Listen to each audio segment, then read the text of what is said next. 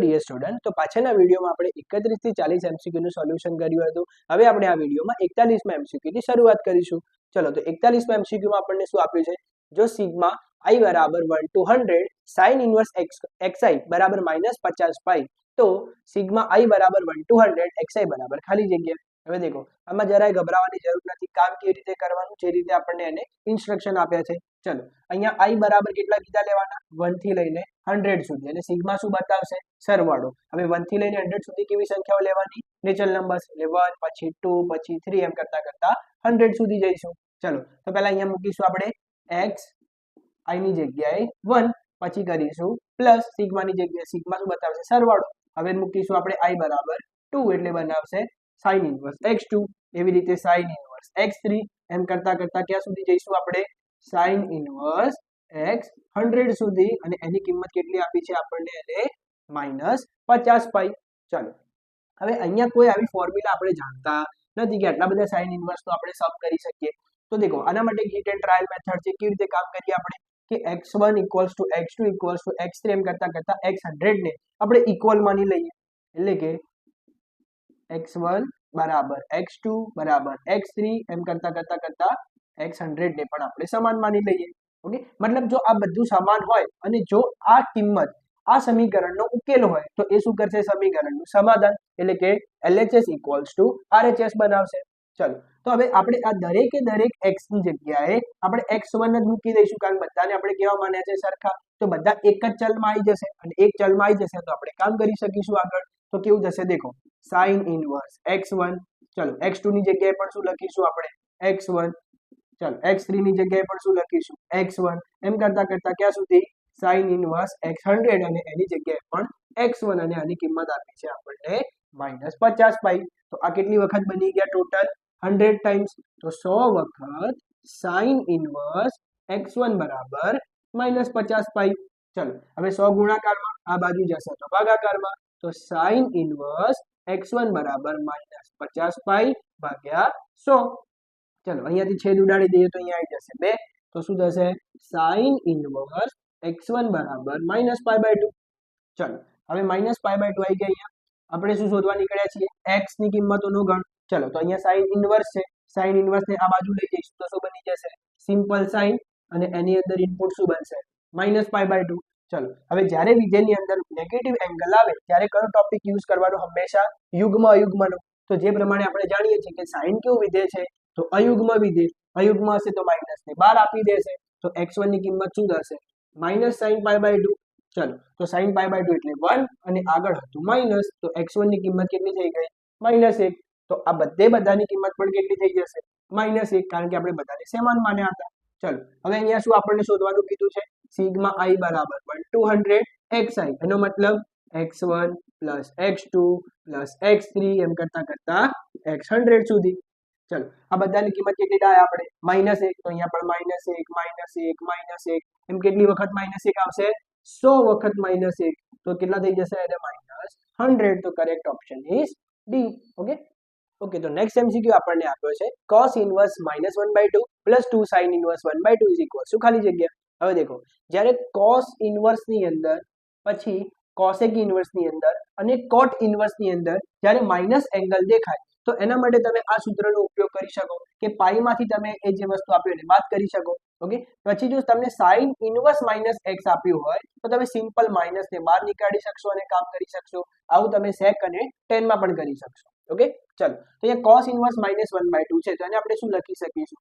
Pi minus cos inverse 1/2 plus 2 sin inverse 1/2. હવે sin inverse 1/2, તો 1/2 કયા ખૂણા માટે થતા હતા? 30° માટે. અને એને જો આપણે રેડિયનમાં લઈ જઈએ તો કેટલા લખી શકો તમે એને? π/6. ઓકે, ચલો, હવે અહીંયા પાઈ માઇનસ cos ઇન્વર્સ 1/2. તો cos માટે 1/2 કિંમત કયા ખૂણા માટે થતી હતી? 60 માટે. અને 60 ને તમે રેડિયનમાં શું લખી શકશો? π/3. ચલો, અહીંયા પણ આવી ગયા π/3. તો -π/3 પ્લસ π/3 તો થઈ જશે કેન્સલ. તો આન્સર શું બચશે?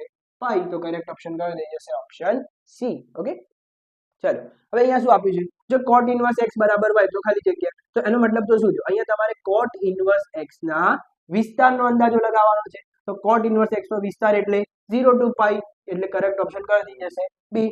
આના માટે તમે ચેપ્ટર નંબર 2 માં કોષ્ટક આપેલું છે, તમે એનો ઉપયોગ કરી શકશો વિસ્તાર અને પ્રદેશનો. ઓકે, ચલો હવે અહીંયા આપ્યો છે આપણને નેક્સ્ટ એમસીક્યુ, જો sin of 2 tan inverse x બરાબર 1 તો x બરાબર ખાલી જગ્યા. હવે દેખો અહીંયા કનું વિધેય આપ્યું છે આપણને sin નું, તો આ કિંમત sin ના કયા ખૂણા માટે થાય આપણને ખબર હોવી જોઈએ.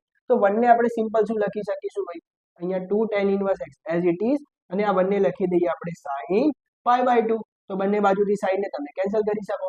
એમ કેન્સલ મતલબ નિયમ કેવો છે, જો બંને બાજુ sin હોય તો sin ની વચ્ચે નિશાની સમાનતાની આવી તો એના અંદર જે એંગલ હોય એને પણ સમાન થવું પડે. તો કેવું થશે અહીંયા 2 tan inverse x equals to pi/2. ચલો અહીંયા બે ગુણાકારમાં છે, આ બાજુ જશે તો ભાગાકારમાં, તો tan inverse x equals to pi/4. હવે x શોધવો છે તો tan inverse ની બીજી બાજુ લઈ જાઓ તો x બરાબર શું બનાવશે tan pi/4, અને tan pi/4 ની વેલ્યુ કેટલી થઈ જશે 1. તો કરેક્ટ ઓપ્શન કયો થઈ જશે ઓપ્શન ડી. ઓકે, તો નેક્સ્ટ એમસીક્યુ આપણને આપ્યો છે જે a બરાબર DIAG. DIAG એટલે ડાયાગોનલ, જેને ગુજરાતીમાં કહેવાય વિકર્ણ, અને આપ્યો છે શ્રેણિક, એનો મતલબ કે વિકર્ણ શ્રેણિક. તો વિકર્ણ શ્રેણિક આપ્યો છે 1 2 3, અને b પણ એક વિકર્ણ શ્રેણિક આપ્યો છે -1 -2 0. તો a² * b² બરાબર ખાલી જગ્યા. હવે જો તમને વિકર્ણ શ્રેણિક આપેલા હોય તો વિકર્ણ શ્રેણિકનો ગુણાકાર પણ તમને વિકર્ણ શ્રેણિક આપશે. તો તમે વિકર્ણ શ્રેણિકમાં ડાયરેક્ટ તમે કામ કરી શકશો કે સર કેવી રીતે. તો દેખો a² જો તમારે શોધવો હોય એનો મતલબ શું થાય a * a એટલે બે શ્રેણિકનો ગુણાકાર. હવે બંને શું હતા વિકર્ણ શ્રેણિક જ છે, તો તમે ડાયરેક્ટ હવે કામ કેવી રીતે કરી શકશો. ચલો તો a² બનાવો તો તમે ડાયરેક્ટ અહીંયા વર્ક કરી શકશો, અને એ પણ ફરીથી શું આપશે તમને વિકર્ણ શ્રેણિક જ આપશે. તો વિકર્ણ શ્રેણિક કેવું બનશે 1 નો વર્ગ 1, 2 નો વર્ગ 4, 3 નો વર્ગ 9. ચલો એવી રીતે b², તો b² પણ ફરીથી શું બનાવશે વિકર્ણ શ્રેણિક. એમાં પણ આપણે શું કરી દઈએ વર્ગ કરી દઈએ, તો -1 નો વર્ગ એટલે 1, -2 નો વર્ગ એટલે 4, અને 0 નો વર્ગ 0. હવે ચલો બંનેનો શું કરવાનો કહ્યો છે આપણને ગુણાકાર. તો a² * b² બરાબર, દેખો આ બંને શું બનાયા વિકર્ણ શ્રેણિક, તો વિકર્ણ શ્રેણિકનો ગુણાકાર પણ વિકર્ણ શ્રેણિક બનાવશે. ઓકે, ચલો તો શું બનાવી દેશે a² * b² બરાબર વિકર્ણ શ્રેણિકમાં ડાયરેક્ટ ગુણાકાર કરી દો. 1 * 1 એટલે કેટલા બનાવશે 1, 4 * 4 કેટલા બનાવશે 16, અને 9 * 0 કેટલા બનાવશે 0. તો કરેક્ટ ઓપ્શન કયો થઈ જશે આપણો ઓપ્શન સી, ડાયાગોનલ 1 16 0. ઓકે, ચલો નેક્સ્ટ એમસીક્યુ આપણને આપ્યો છે કોઈ પણ શ્રેણિક a અને b માટે નીચેનામાંથી કયો ગુણધર્મ અસત્ય છે, જ્યાં તમને k ની કિંમત કોઈ પણ વાસ્તવિક સંખ્યા કહેલી છે. હવે દેખો આ બધા ગુણધર્મો તમને પરિવર્ત શ્રેણિક એટલે કે ટ્રાન્સપોઝ મેટ્રિક્સના આપેલા છે. હવે દેખો આ તો તમે નિયમ જાણો છો કે ભાઈ ટ્રાન્સપોઝ કરો તો શું બની જાય શ્રેણિક પોતે.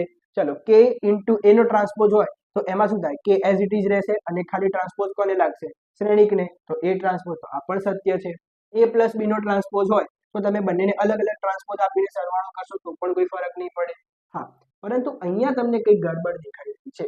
ab નો ટ્રાન્સપોઝ હોય તો તમે એને શું લખી શકશો ab ના ટ્રાન્સપોઝને b ટ્રાન્સપોઝ * a ટ્રાન્સપોઝ, એટલે આમાં ઊંધું થઈ જાય. પરંતુ એને અહીંયા સીધો ગુણાકાર આપેલો છે, અને આપણને કયો શોધવાનો કીધો હતો અસત્ય. માટે કરેક્ટ ઓપ્શન કયો આવવો જોઈએ ડી આવવો જોઈએ.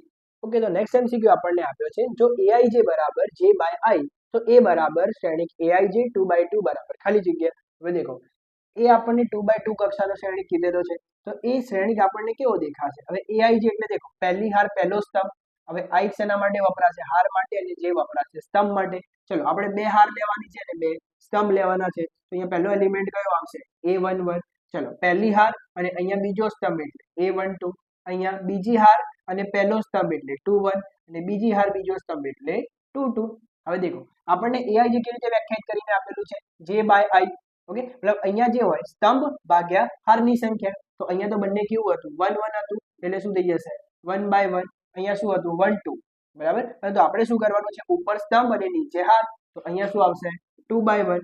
ચાલો પછી નીચે 2 1 છે તો 1/2, અને 2 2 છે તો 2/2. ચલો 1/1 એટલે કેટલા થઈ જશે 1, 2/1 એટલે 2, પછી અહીંયા 1/2 અને અહીંયા થઈ જશે 1. તો કરેક્ટ ઓપ્શન કયો દેખાશે આપણને ઓપ્શન એ. ઓકે, તો નેક્સ્ટ એમસીક્યુ આપણને આપ્યો છે જો આલ્ફાનું મૂલ્ય ખાલી જગ્યા હોય તો a + a' એટલે કે a ટ્રાન્સપોઝ બરાબર -√3i2 થાય, જ્યાં a બરાબર શ્રેણિક આપ્યો છે આપણને cos α, sin α, sin α, cos α. ચલો તો એ શ્રેણિક આપ્યો છે.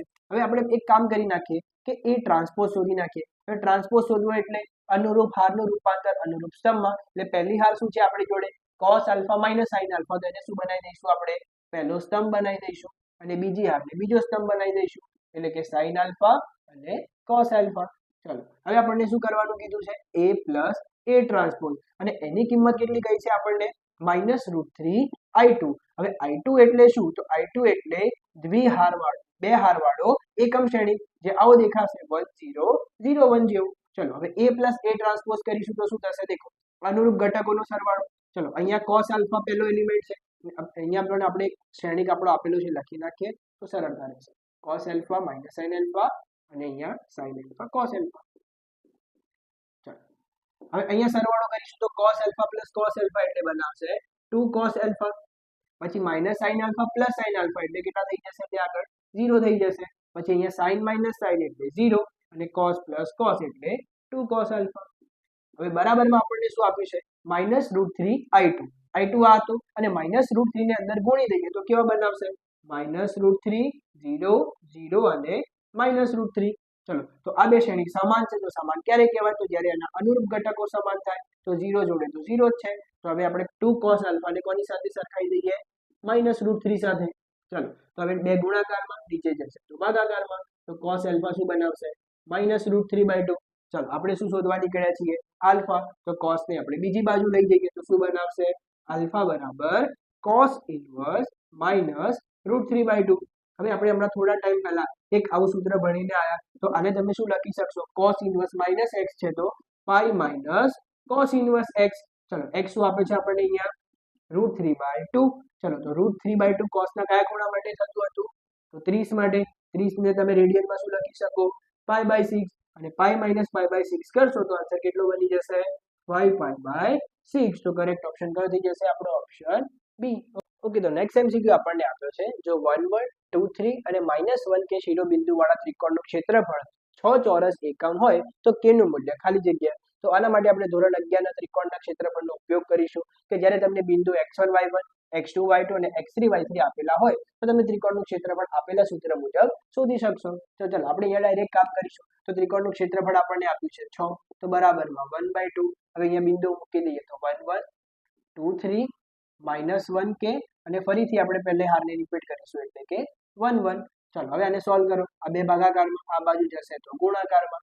હવે માનાંકની અંદર આવી રીતે પહેલા સીધા ઉતરીશું તો તમારે ગુણાકાર કરીને સરવાળો કરવાનો, એટલે અહીંયા થશે 3 + 2k અને અહીંયા થશે -1, અને વચ્ચે આવશે કમ્પલસરી નિશાની માઇનસ, અને ફરીથી ઉપર ગુણાકાર કરવાના અને બધાનો સરવાળો, એટલે કેટલા થશે, અહીંયા 2, અહીંયા થશે -3 અને અહીંયા થશે +k.